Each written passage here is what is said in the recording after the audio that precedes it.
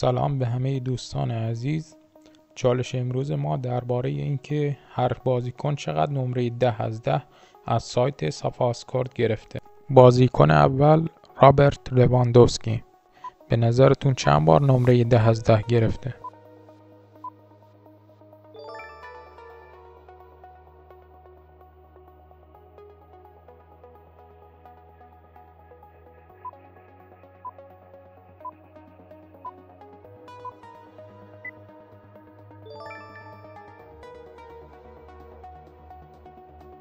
هری کین.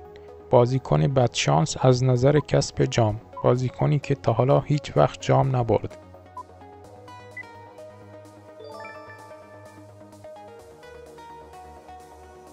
کوین دی بروینه.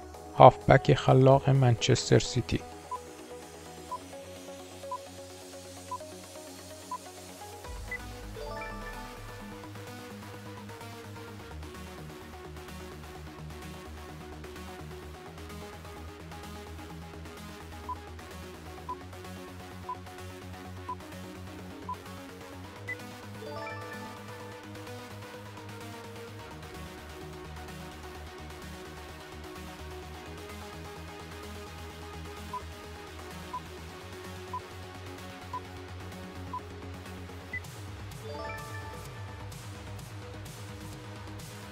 به نظرتون رونالدو چند بار تا حالا تونسته نمره 10 از 10 از سایت سافاسکورد بگیره؟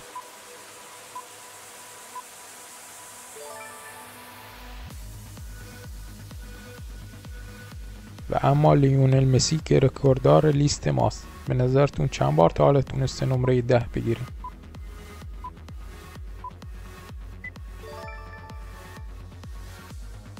خیلی ممنون از همراهیتون. اگه از اینجور کویزا خوشتون میاد حتما کانال ما رو لایک، سابسکرایب و زنگوله رو فعال کنید. خیلی ممنون از همراهیتون و خداحافظ.